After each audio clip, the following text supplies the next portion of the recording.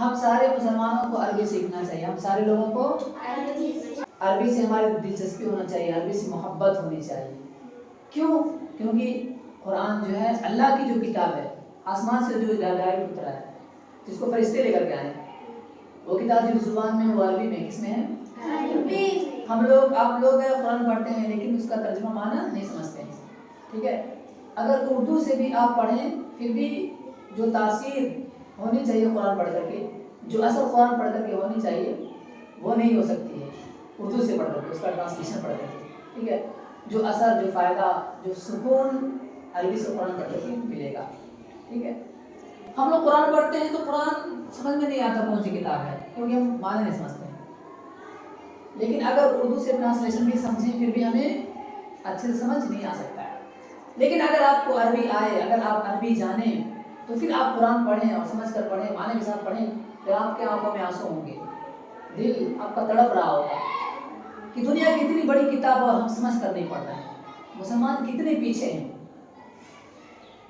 جتنی پریشانیاں ہیں، جتنی مصیبتیں ہیں، جتنے پرابلمس ہیں، سب کا حل، سب کا سلیوشن قرآن میں ہے، قرآن کی آیتوں میں ہے، قرآن کے معنی اور مفاہیم میں ہے، ہر چیز کا حل دنیا کے۔ لیکن افسوس کی بات ہے کہ اتنی بڑی کتاب ہوتے ہوئے بھی ہم مسلمان اس کو نہیں پڑھتے۔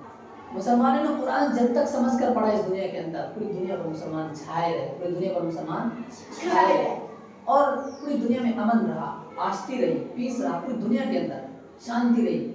لیکن جب مسلمانوں نے قرآن سمجھ کر پڑھنا چھوڑ دیا، تب سے ہر خرافات، ہر برائی آ گئی، مسلمان تباہ ہو گئے، مسلمان برباد ہو گئے، مسلمان ہر جگہ مظلوم بنے ہوئے ہیں، ستائے جا رہے ہیں، پریشان ہو گئے۔ اگر آج بھی مسلمان قرآن کو سمجھ کر کے پڑھنے لگے تو آج بھی انقلاب آ جائے گا، آج بھی بدلاؤ آ جائے گا، آج بھی پوری دنیا میں امن شانتی قائم ہو جائے گی۔ قرآن اتنی بڑی کتاب ہے، اس لیے میں کہتا ہوں only one book can change the world, that's قرآن۔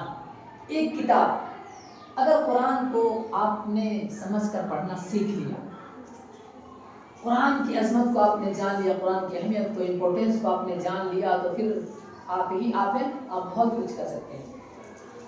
قرآن بہت بڑی کتاب ہے، مسلمانوں کی قرآن بہت بڑی کتاب ہے، اس لیے قرآن سے ہمیں بہت محبت ہونی چاہیے، گھروں میں قرآن کی تلاوت کرنی چاہیے۔ تو انشاءاللہ آپ لوگ قرآن مقدس کو عربی سیکھیں گے، عربی سیکھیں گے، ٹھیک ہے؟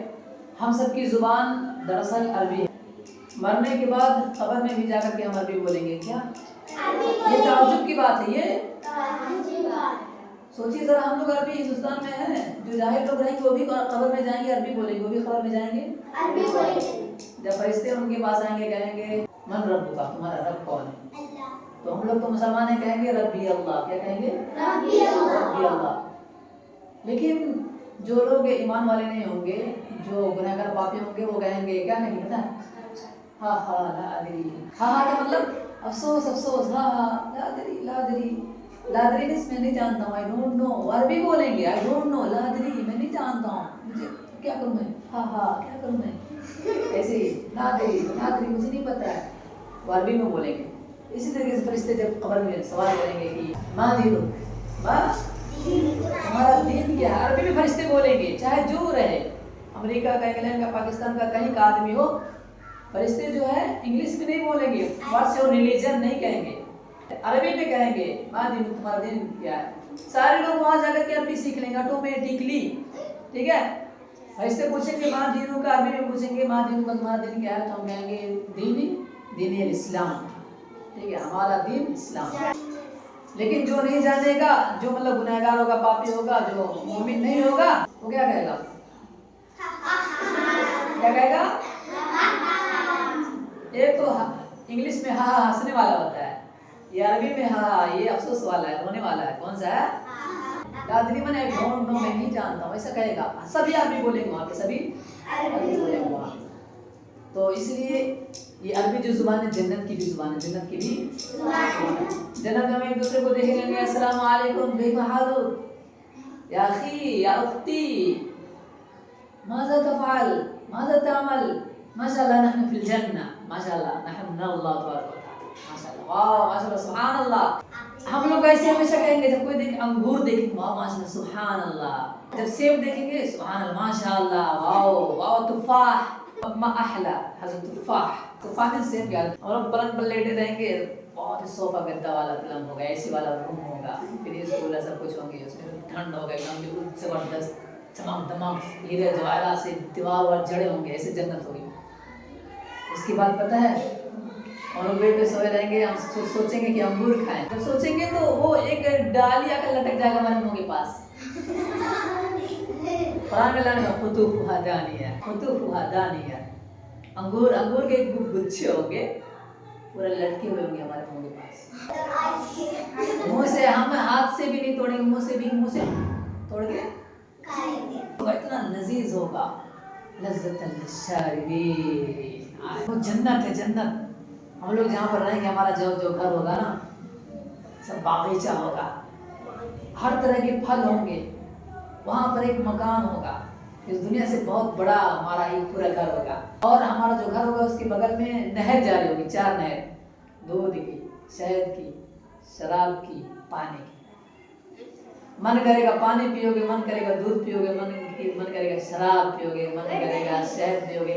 دیکھو جنت کا جو شراب ہوگا نا یہ دنیا کے شراب کی طرح نہیں کہ پی کر پگلا جاؤ ٹھیک ہے گالی والی بکنے لگو جھگڑا کرنے لگو دماغ خراب ہو جائے. دنیا کے شراب کی طرح وہاں کا شراب نہیں ہے. وہاں کا جو شراب ہوگا بہت ہی لذیذ وہ اللہ نے فرمایا لذت للشاربین. پی کر کے تو مزہ آ جائے گا مست.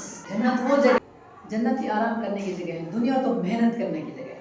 دنیا تو اسٹرگل کرنے کی جگہ ہے. دنیا میں جتنا محنت کرو بالکل آرام نہ کرو. مجھے نہیں آرام کرنا مجھے محنت کرنا مجھے محنت کر کچھ بننا مجھے دنیا میں کچھ دینا ہے مجھے اچھا کرنا ہر برائی کو مجھے ختم کرنا ہے. دنیا میں تو ایسے آدمی محنت کے ساتھ جیے.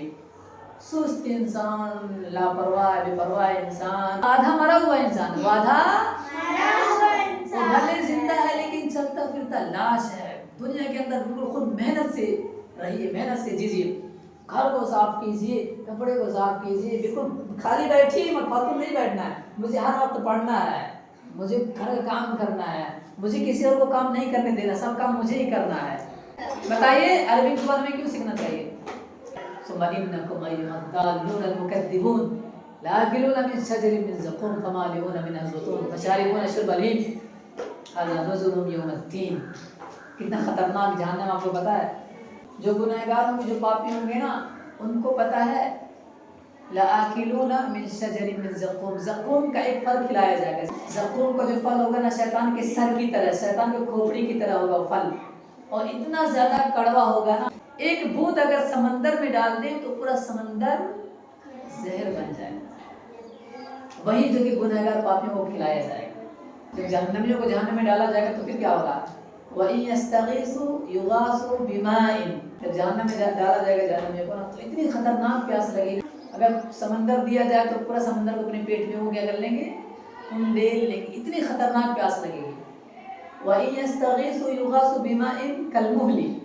لیکن بہت تڑپیں گے پانی دیجیے تو ان کو پانی دیا جائے گا فرشتوں کی طرف سے. وہ پانی کھولتا ہوا ہوگا. کیسا ہوگا. اب یہ سوچیں گے جہنم میں لوگ کہ مجھے تو پانی مل گیا میں پیوں جلدی سے اپنے پیاس کو بجھاؤں. جیسے منہ سے لگائیں گے پورا منہ تو جھلس جائے گا. قرآن میں یشفی الوجوہ وہ پانی ان کے منہ کو بھون ڈالے گا. اتنا گرم پانی ملے گا دفعہ باہر آ جائے گا نکیا ادھر آ جائے گا آنکھیں لٹک جائے گا اور بارواں چندل ہو جائے گا. تو اس لیے نماز پڑھیے اور دوسروں کو پڑھوائیے. نماز پڑھیے اور بتانا آپ لوگوں کو اپنے گھر اے بیچاری کہیں تو پریشان ہو کہیں تو پریشان ہو کبھی سے آپ لوگ عربی سیکھیں گے انشاءاللہ. آپ لوگ عربی عربی